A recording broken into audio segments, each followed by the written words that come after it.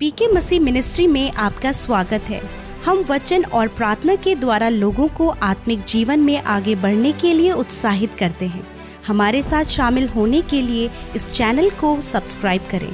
धन्यवाद। Praise the Lord. दोस्तों, हम आपका स्वागत करते हैं आज रात की प्रार्थना में। और जैसे कि आप जानते हैं कि हम लोग सीख रहे हैं आत्मिक उन्नति की 30 कुंजियों के विषय में। 30 चैप्टर हम लोग सीख रहे हैं और बहुत सारे हमने देख लिए हैं और आज एक नया चैप्टर हम देखने जा रहे हैं। और मेरा विश्वास है कि जब आप इन कुंजियों को अपने जीवन में अप्लाई करोगे तो निश्चय आप आशीषों को प्राप्त करोगे और अपने जीवन में आत्मिक उन्नति करोगे, क्योंकि आत्मिक उन्नति वो चाबी है जिसके द्वारा आप जीवन के हर एक क्षेत्र में आगे बढ़ते हैं।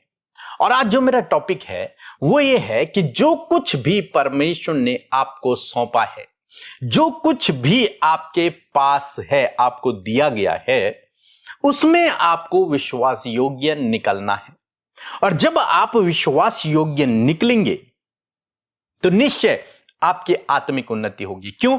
क्योंकि परमेश्वर ने आपको जो कार्य दिया, आपने उसे पूर्ण विश्वास योग्यता के साथ में किया। इसका मतलब आप आत्मिक रूप से बढ़ रहे हैं, क्योंकि आप परमेश्वर की बात को मानकर उसके अनुसार कार्य कर रहे हैं, तो आपकी आत्मिक उन्नति हो रही है। तो विश्वास योग्य जब आप बने रहते हैं तो विश्वास योग्य बनने से आपकी जो आत्मिक उन्नति है वो होती है।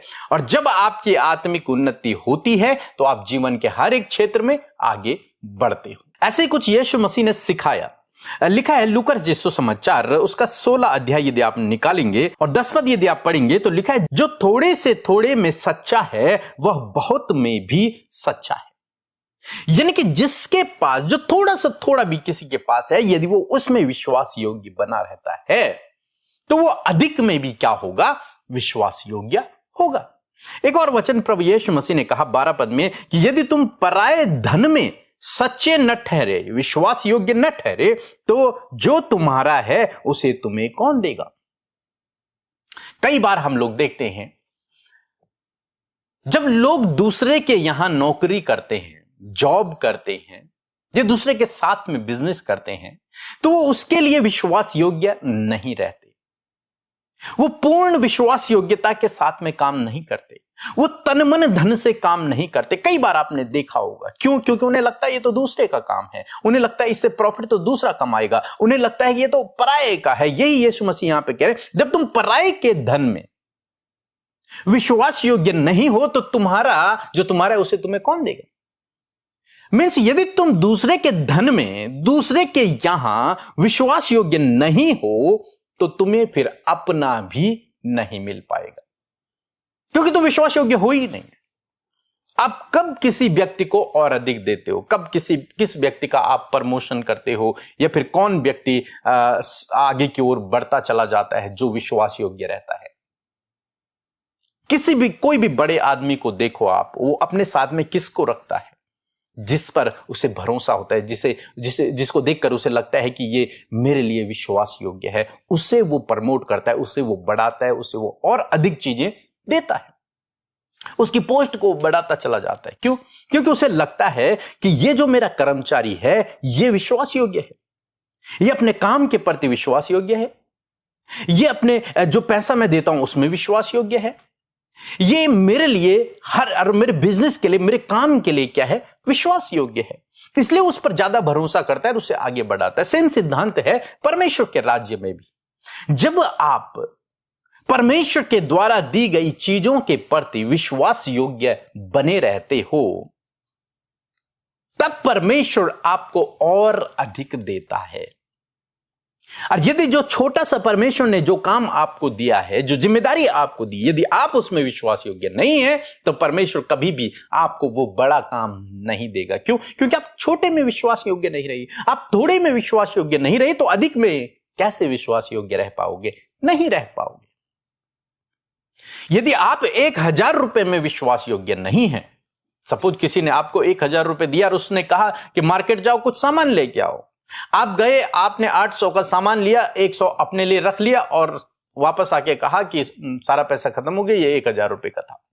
तो मीन्स क्या हुआ? आप उस व्यक्ति के प्रति विश्वास योग्य नहीं रहे।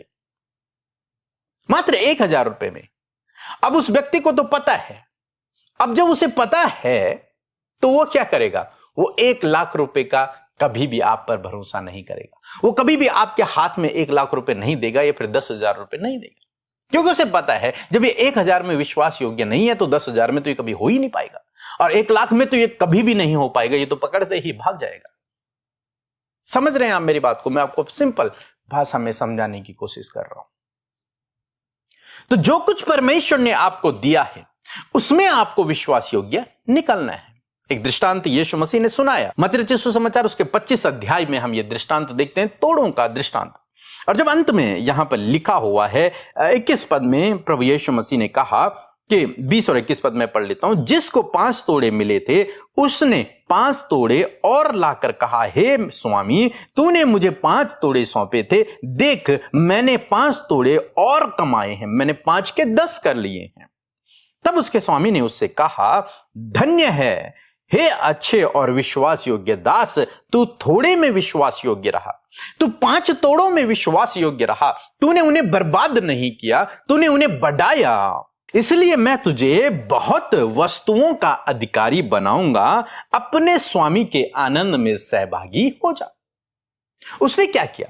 उसको 5 तोड़े मिले थे, यानी कि 5 रुपए मिले थे, और उसने उन 5 रुपयों को, उसका स्वामी तो चला गया था उसको 5 रुपए देकर, तो उसने उन 5 रुपयों को खर्च नहीं किया, उसने उन 5 रुपए को बिजनेस में लगाया और उससे उसने 5 और कमा दिए। और जब उसका स्वामी वापस आया तो उसने अपने स्वामी को क्या दिया? 5 तो उस स्वामी के थे ही, उसने 5 और दे दिए। अब यहां पर देखो, यह भी हो सकता था कि जितना स्वामी ने उसे दिया था वो उतना ही उसे वापस करता। स्वामी ने इनसे नहीं कहा कि मैं तुमसे वापस लूंगा और मुझे ज्यादा देना, वापस नहीं कहा। ये स्वामी, ये जो कर्मचारी जब अपने स्वामी के पास आया तो इसने केवल 5 नहीं दिए जो उसके स्वामी ने उसे दिए थे, नहीं, बल्कि उसने 5 और दे दिए। ये चाहता तो वो 5 अपने पास रख सकता था, इसने कमाए थे वो, और केवल 5 अपने स्वामी को देता कि स्वामी तूने जो मुझे दिया था मैंने तुझे वापस दे दिया, और 5 अपने आप रख लेता। लेकिन उसने ऐसा नहीं किया। उसने क्या किया? उसने विश्वास योग्यता को दिखाया। उसने कहा, जब मेरे स्वामी ने मुझ पर विश्वास किया इन 5 तोड़ों के लिए, तो मुझे इन 5 तोड़ों से 5 और कमाकर अपने स्वामी को देना है, क्योंकि उसने मुझ पर विश्वास किया है। और उसने ऐसी मेहनत की, ऐसा काम किया कि उसने 5 और कमा दिए। और जब उसने 5 कमाए तो उसने वो अपने पास नहीं रखे, उसने अपने स्वामी को दे दिए।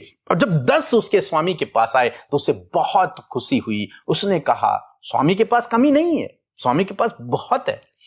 लेकिन उसने कहा, हे मेरे छोटे विश्वास योग्य दास, तू छोटे में विश्वास योग्य रहा, तो थोड़े में विश्वास योग्य रहा, इसलिए मैं तुझे अब अधिक वस्तुओं पर अधिकारी ठहराता हूं, बहुत अधिक वस्तुओं पर। और उसके बाद उसके स्वामी ने उसे अधिकारी पद पर नियुक्त कर दिया। क्यों? क्योंकि ये विश्वास योग्य रहा। आज परमेश्वर ने आपको बहुत सारे काम सौंपे हैं। आपको परमेश्वर ने आपका परिवार सौंपा है, परमेश्वर ने आपको आपके बच्चे सौंपे हैं, परमेश्वर ने आपको आपका पति, आपकी पत्नी सौंपी हुई है, परमेश्वर ने आपको आपके माँ बाप सौंपे हुए हैं, परमेश्वर ने आपको नौकरी, जॉब, बिजनेस दिया है, परमेश्वर ने आपको सेवा दिया है, परमेश्वर ने आपको किसी चर्च में रखा हुआ है, परमेश्वर ने आपके लिए, आपके ऊपर बहुत सारी जिम्मेदारियों को दे रखा है। अब आपको इन जिम्मेदारियों के प्रति विश्वास योग्य ठहरना है, क्योंकि परमेश्वर ऐसे सेवक को ढूंढ रहा है जो विश्वास योग्य हो, जो अपने फायदे के लिए काम नहीं कर रहा, वो अपने स्वामी के फायदे के लिए काम कर रहा है। मींस किसके? परमेश्वर के लिए काम कर रहा है, उसके राज्य की बढ़ोतरी के लिए काम कर रहा है। जीवन के किसी भी क्षेत्र में, जीवन के किसी भी क्षेत्र में वो काम कर रहा है तो परमेश्वर के राज्य की बढ़ोतरी के लिए कर रहा है। यहां पर ये पैसे कमाने के लिए नहीं कर रहा था। ये जो नौकर था, इसने 5 तोड़े और दिए इस लालच में नहीं कि मेरा स्वामी मुझे फिर से वापस दे देगा, नहीं, वो विश्वास योग्य था बस। वो अपने स्वामी के प्रति विश्वास योग्य निकला बस।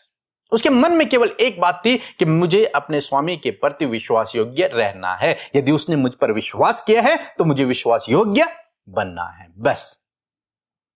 परमेश्वर ने आप पर, मुझ पर, हम सब पर विश्वास किया है, और अब हमारा रोल है कि हम उसके लिए विश्वास योग्य बने रहें। इसलिए जो कुछ उसने आपको दिया है उसको मैनेज करना आपकी जिम्मेदारी है। उसे बढ़ाना आपकी जिम्मेदारी है। इसलिए आज शाम में मैं आपको उत्साहित करना चाहूंगा, जो भी जिम्मेदारी परमेश्वर ने आपको दी है उसके प्रति विश्वास योग्य बने रहें। जब आप विश्वास योग्य बने रहेंगे तो आपकी आत्मिक उन्नति होगी, और जब आपकी आत्मिक उन्नति होगी तो आप जीवन के हर एक क्षेत्र में आगे बढ़ोगे। सो प्रभु आपको इस वचन के द्वारा बहुतायत से आशीष दे। आमीन। सबको जय मसीह की, पूरी कलेसिया को जय मसीह की, सिस्टर एंड ब्रदर को भी जय मसीह की। मैंने प्रेयर टावर में फ़ोन करके फ़ोन करवाया था।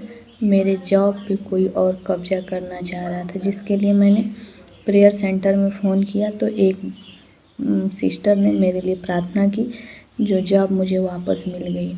मेरी दूसरी गवाही है कि एक दिन मेरा बहुत तेज़ पैर दर्द कर रहा था, जिसके लिए मैं प्रे टावर में फ़ोन की तो एक सिस्टर ने उठाया और मेरे लिए प्रे किया, और मेरा पैर भी ठीक हो गया। इसके लिए मैं प्रभु यीशु मसीह का लाख लाख धन्यवाद देती हूँ। सिस्टर एंड ब्रदर दोनों लोगों को दिल से धन्यवाद देती हूँ। मेरे पास कोई बेबी नहीं था, जिसके लिए भी मैंने प्रे सेंटर में फ़ोन किया था, और कोई सिस्टर ने उसके लिए भी प्रेयर किया।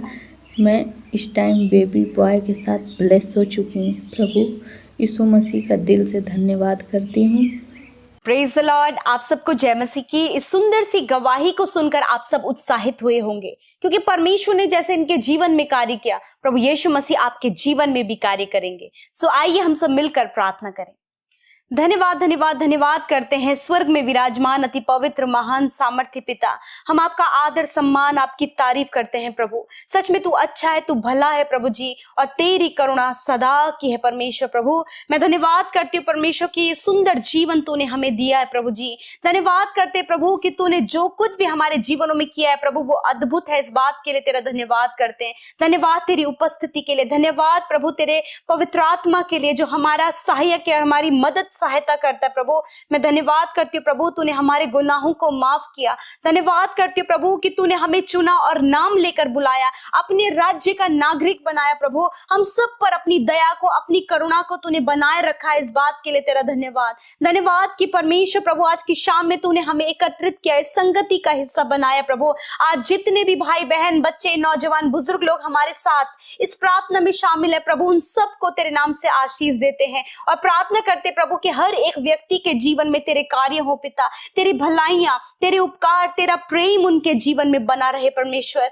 मैं प्रार्थना करती हूँ प्रभु जितने भी लोग प्रभु प्रार्थना सुन रहे प्रभु, उन्हें आप प्रभु यीशु मसीह अद्भुत रीति से आगे बढ़ाएं प्रभु, उनके दुखों को दूर करें और उनके जीवन में अद्भुत कार्य करें। यदि प्रभु तेरे लोगों से कोई भी गुनाह गलती हुई है प्रभु, तो प्रभु यदि वो अपने गुनाहों के लिए प्रभु पछता रहे प्रभु और रिपेंटेंस वो कर रहे प्रभु, पश्चाताप कर रहे प्रभु, तो खुदावन आपका वचन कहता कि मैं तेरे अधर्म के कामों को क्षमा करने में विश्वास योग्य और धर्मी हूं। मैं धन्यवाद करती हूँ प्रभु कि तू धर्मी परमेश्वर है प्रभु और अपने लोगों को खुदावन तू प्रभु सहायता और मदद करता है परमेश्वर। मैं धन्यवाद करती हूँ सब बातों के लिए प्रभु, मैं तेरा धन्यवाद करती हूँ। ये सुंदर पल तूने हमें दिया प्रभु, मैं तेरा धन्यवाद करती हूँ परमेश्वर। विशेष रूप से मैं प्रार्थना करती हूँ प्रभु जितने भी लोग इस प्रार्थना में शामिल है, यदि उनसे कोई भी गुनाह हुआ है प्रभु, आप उन्हें क्षमा करें मेरे परमेश्वर। मैं दुआ करती हूँ प्रभु, धन्यवादित हूँ प्रभु वचन के लिए प्रभु कि सच में प्रभु इन दिनों में प्रभु जब हम आत्मिक उन्नति के विषय में सीख रहे खुदावन और बहुत सी बातों को प्रभु हमने स्पिरिचुअल ग्रोथ के ऊपर सीखा प्रभु, मैं धन्यवाद करती हूँ प्रभु इस बात के लिए प्रभु। आप चाहते हैं कि हम फेथफुल निकले, आप चाहते हैं कि हमारे अंदर विश्वास योग्यता आए प्रभु। सच में मेरे प्रभु जिस प्रकार तू विश्वास योग्य है प्रभु, उसी प्रकार खुदावन हम में से प्रत्येक जन प्रभु तेरे जैसा विश्वास योग्य बन सके परमेश्वर। होने दीजिए प्रभु हर एक बातें जो तूने हमारे जीवनों में सौंपी है, हमें दी है प्रभु, हम उसके प्रति प्रभु विश्वास योग्य होने पाए प्रभु। जब तूने फैमिली और बच्चे दिए हैं खुदावन, जब तूने बिजनेस दिया है, जॉब दिया है पिता, जो कुछ भी तूने प्रभु अपने बेटे बेटियों के जीवन में दिया है प्रभु, होने दे पिता कि उन बातों के लिए प्रभु ये विश्वास योग्य होने पाए, फेथफुल होने पाए, अपने रिश्ते के लिए, अपने वाइफ के लिए, अपने हस्बैंड के लिए प्रभु, बच्चे अपने पेरेंट्स के लिए प्रभु फेथफुल होने पाए परमेश्वर। ऐसा ये फेथफुलनेस प्रभु ये आपका कैरेक्टर और आपका एट्रीब्यूट है प्रभु, ये एट्रीब्यूट आपके लोगों के अंदर ट्रांसफर होने पाए और इस एट्रीब्यूट को परमेश्वर आपके लोग अपने जीवन में जी सके। मैं धन्यवाद करती हूँ परमेश्वर कि ऐसा होने में आपने सहायता और मदद किया। यदि आज कोई भी ऐसी बातें हैं प्रभु,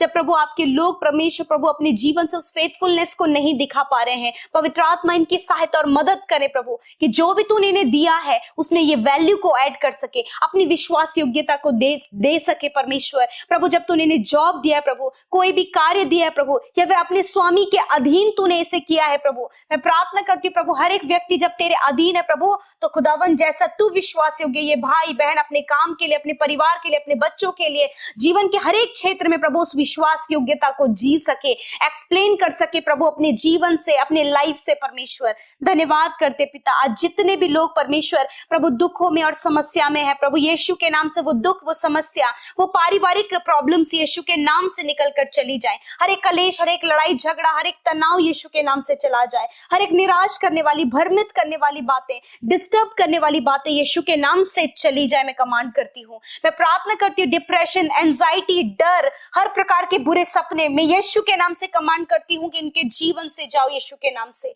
इसी वक्त प्रभु जो रात भर प्रभु बहुत ज्यादा डरते हैं, नेगेटिव विचार आते हैं, गलत गलत ख्याल आते हैं, मृत्यु के ख्याल आते हैं, यीशु के नाम से हम उनके ऊपर प्रभुता करते हैं और कहते हैं कैंसिल करते हैं यीशु के नाम से। प्रार्थना है प्रभु इस समय जितने लोग प्रभु शरीरों में कमजोरी को, दुर्बलता को, बीमारियों को, चोट घाव को पिता देख रहे खुदावन, मैं प्रार्थना करती हूँ हर एक घाव, हर एक चोट यीशु के नाम से चंगा हो जाए। हर प्रकार की बीमारी यीशु के नाम से इनके शरीर से चली जाए प्रभु। इनकी आंखें, इनके कान, इनके मुंह, इनके इंटरनल ऑर्गन्स यीशु के नाम से इसी वक्त चंगे हो। हर प्रकार की बीमारी जाओ यीशु के नाम से। कैंसर, ट्यूमर, पैरालाइज की बीमारी नष्ट हो यीशु के नाम से। हार्निया की बीमारी, गुप्त रोग, पाइल्स की प्रॉब्लम नष्ट हो यीशु के नाम से। Internal problem, heart problem, kidney, liver problem यीशु के नाम से नष्ट हो। स्टमक प्रॉब्लम यीशु के नाम से नष्ट हो। कॉन्स्टिपेशन की प्रॉब्लम इसी वक्त नष्ट हो परमेश्वर प्रभु। जब तेरे लोग प्रभु खाना खाते हैं प्रभु, तो खुदा उन्हें फूड डाइजेस्ट नहीं हो पा रहा है प्रभु, मैं प्रार्थना करती हूँ इनके डाइजेस्टिव सिस्टम को परमेश्वर आप हील करे प्रभु जी। खुदा जिनके शरीर में सफेद दाग है, इसी वक्त इस बीमारी को मैं जड़ से नष्ट होने की आज्ञा देती हूँ। मैं शुगर, बीपी, थायराइड की बीमारी को नष्ट होने की आज्ञा देती हूँ।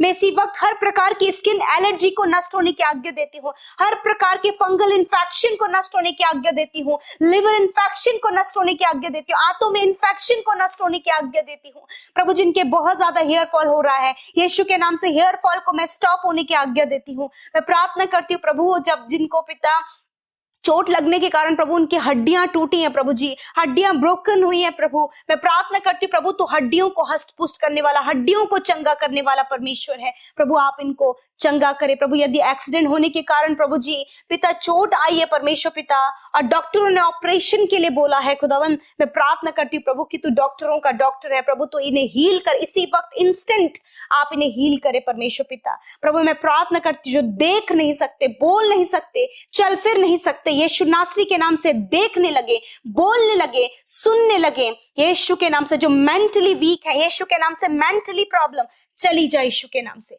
हर प्रकार की प्रॉब्लम चली जाए यीशु के नाम से। Thank you father. हर प्रकार की दुष्ट आत्मा जो दुष्ट प्रभु बहुत सी प्रॉब्लम्स को लेकर आ रही है यीशु के नाम से निकल कर चली जाए। थैंक यू फादर कि आपने छुटकारा दिया। जितने भी लोग प्रभु इस प्रार्थना को सुन रहे हैं खुदावन, उनके जीवन में प्रभु आपका कार्य हो पिता।